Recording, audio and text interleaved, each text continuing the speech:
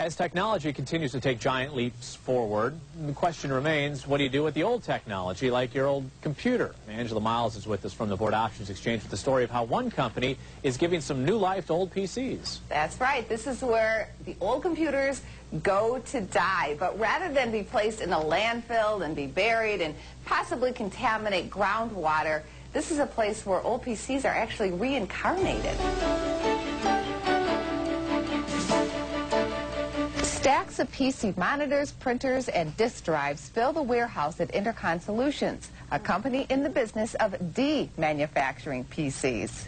If you can keep something out of a waste stream and actually recycle it and get a value for it somewhere down the line, you're always better off. CEO Brian Brundage says many Fortune 500 companies, including IBM and Intel, want to create a more environmentally friendly image, which keeps Intercon in the green. We do a lot of recycling of IBM equipment, being that there is so much IBM equipment out in the marketplace. According to Brian, the average shelf life of a corporate PC is 1.5 years. After that, most are trashed. Yeah, because their software to run whatever systems that they need to run in their offices, are all based upon this newer, faster, better, quicker processor and or operating system and software. Big businesses also choose to recycle out of concern about where hard drives containing valuable information might wind up. The hard drives of PCs obviously contain a lot of confidential corporate data. They might also contain private employee information, such as social security numbers, some healthcare records, other HR information. At Intercon, each computer is broken down piece by piece and separated into boxes or pallets. Each of these pallets contains the hardware of 500 computers. Eventually, the hardware is melted down into a basic metal. The metal is then sold to refiners. Technically, all of our material, actually ends up getting melted down here in the U.S.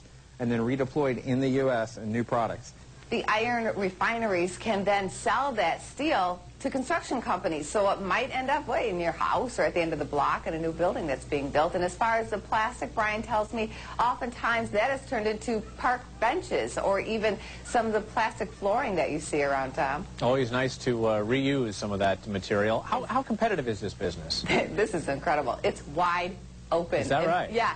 Businesses like this, recycling the PCs, are popping up all over the place, but Brian tells me 1,000 businesses could open up, and it still would not put a dent in his operations. He says there's companies out there that have been warehousing old computers for 1 to 10 years. Wow. So this is a wide open field. I'll tell you where I warehouse my old computers. It's at my father's house. My mom and dad have them in an old bedroom, believe it or not. The attic of the parents. Still and the collecting basement. dust. Oh, Absolutely. it's a good place. There Angela Miles with us from the Options Exchange.